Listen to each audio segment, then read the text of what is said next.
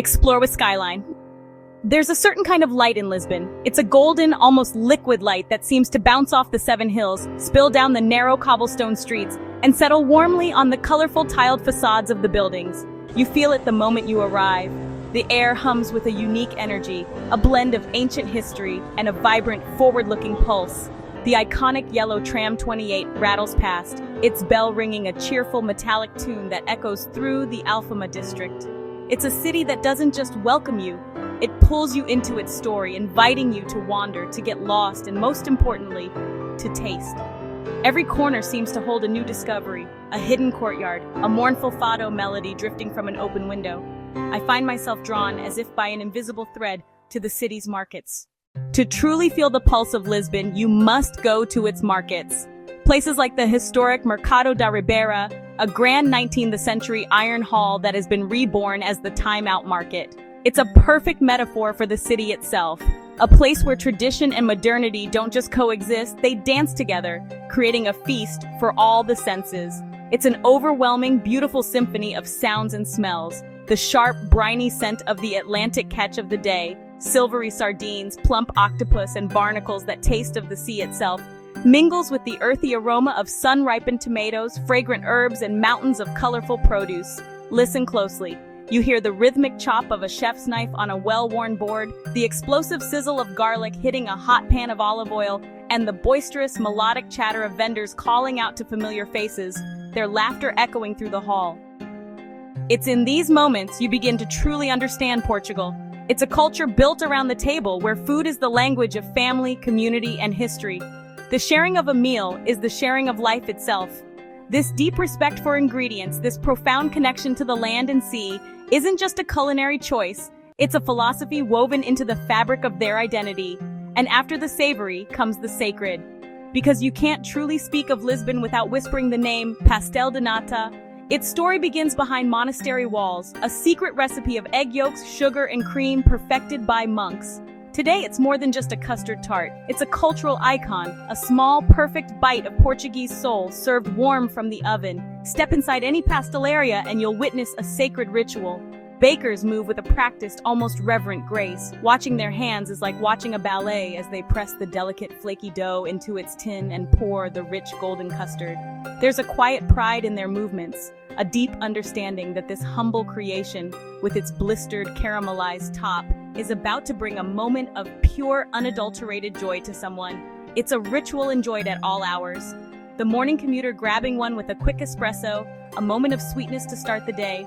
The afternoon pause, a welcome break from the city's hustle, and the late-night wanderer seeking one last perfect taste of Lisbon before the streets fall quiet.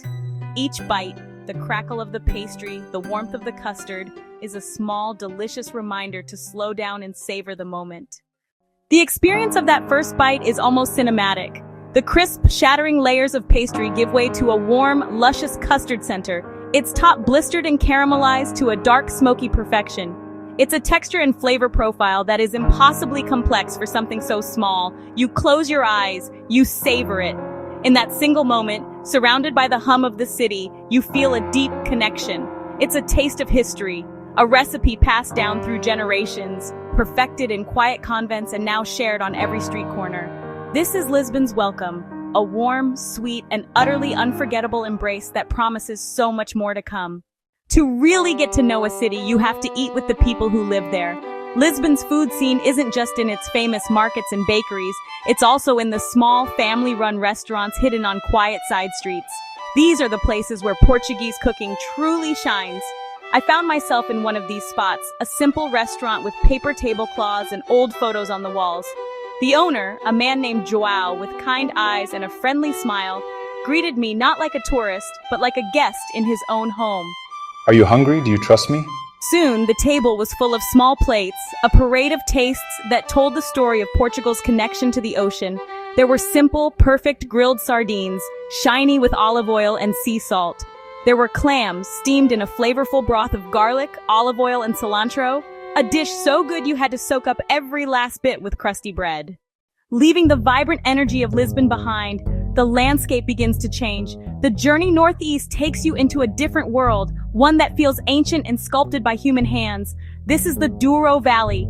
And it is, without exaggeration, one of the most breathtaking places on earth. The first time you see it, it stops you in your tracks. Steep, terraced vineyards cascade down to the shimmering Douro River below, creating a mesmerizing mosaic of green and gold. It's a landscape of impossible geometry, a testament to centuries of human toil and dedication. Every terrace was carved by hand from the hard schist stone, a monumental effort to tame the wild terrain for the love of the grape. The river itself is the lifeblood of this region. It snakes through the valley, its calm waters reflecting the dramatic scenery like a mirror. For centuries, this was the main highway, the route by which the precious barrels of wine were transported down to the lodges of Porto on traditional flat-bottomed boats called rabelos. Taking a cruise on this river is like floating through a living painting. You glide past historic quintas, the wine estates that dot the hillsides, their names, Sandeman, Taylors, Grahams, synonymous with the world's finest port wine. The silence is broken only by the gentle lapping of water against the boat and the distant sound of workers tending the vines. I met a winemaker named Tiago, a fifth-generation steward of his family's quinta. His hands were stained with the soil and the grape, a mark of his intimate connection to this land. He walked me through the vineyards, explaining how the unique microclimate creates the perfect conditions for growing the region's native grape varieties like Touriga Nacional and Tinta Roriz. If the Douro is like Portugal's dramatic heart, then the Alentejo region down south is its simple beating heart. The name itself means beyond the Tagus River, and when you go into this big dry area, it feels like you're in a completely different country.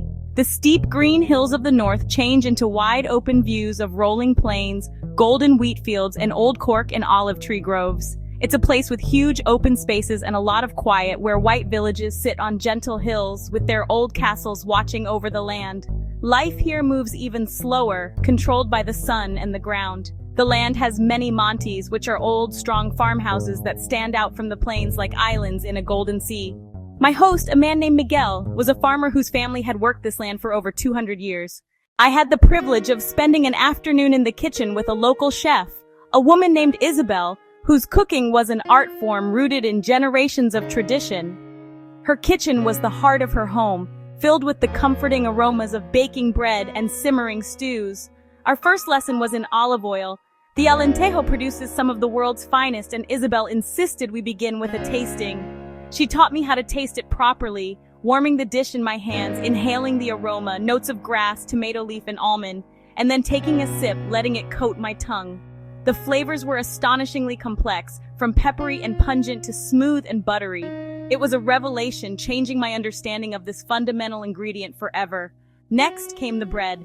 Alentejo bread is legendary, dense, with a slightly sour tang and a thick, satisfying crust. Isabel showed me how to make a corda, a humble yet brilliant dish that is essentially a bread soup.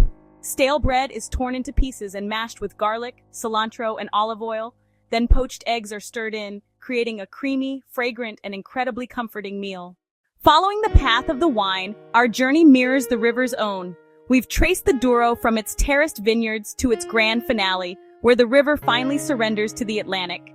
This is Porto, the city built on granite cliffs, the historic gatekeeper of the Douro's liquid treasure.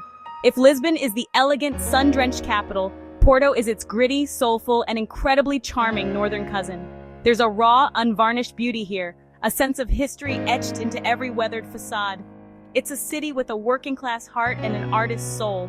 Its historic Ribera district is a chaotic, colorful jumble of tall, narrow houses painted in shades of ochre, rust, and blue, all crowded along the riverbank. Laundry flutters from wrought iron balconies, and the air is thick with the sounds of life spilling from tiny tascas. The city is defined by its river and its bridges, most famously the Dom Luis I Bridge. This double-decker iron marvel, designed by a student of Gustav Eiffel, is a powerful testament to 19th century ambition. Standing on its upper deck offers a panoramic view that is simply unforgettable.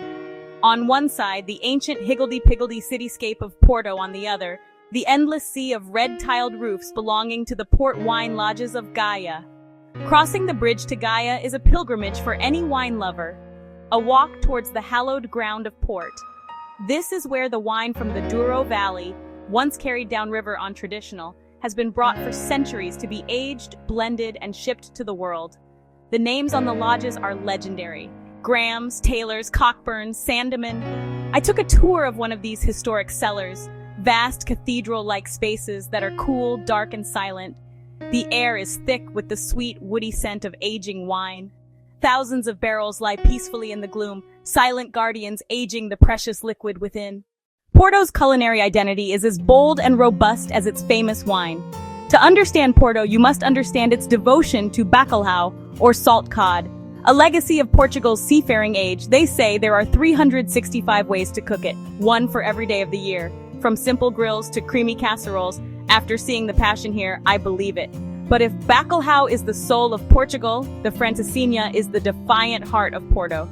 This is a sandwich of epic proportions, a monument to culinary excess. It's a towering creation of steak, ham, and sausage, smothered in melted cheese and drowned in a rich, secret beer and tomato sauce. It's a sight to behold. Taking the first bite is a commitment, a delicious, messy, and utterly unforgettable dive into Porto's culinary psyche. It's not just a meal, it's an experience, a rite of passage for any visitor to the city. But beyond the food, what I'll remember most are the people. The winemaker in the Douro, his hands stained by the soil he so clearly loves. The cook in the Alentejo, sharing her family's recipes with a happiness that spreads to you. And the fisherman by the coast, his face weathered by sun and sea, who spoke of the ocean with a profound respect. In Portugal, food is the best way to bring people together. It's why families meet, how they show kindness, and how old traditions are passed down. Around the table, stories are told, laughter is shared, and life is truly savored. This is a country of amazing differences. The rough Atlantic coast turns into gentle rolling hills, which then become dramatic, stepped mountains. Each region has its own distinct character, its own story to tell, a compact world of its own. As I take one last look at the sunset over the Atlantic, a glass of Portuguese wine in hand, I feel an overwhelming sense of gratitude. I make a toast to the amazing places, to the unforgettable tastes, and most of all to the kind, wonderful people who so nicely share their table and a piece of their soul. Cheers! Remember to like, comment, and subscribe for more travel tips.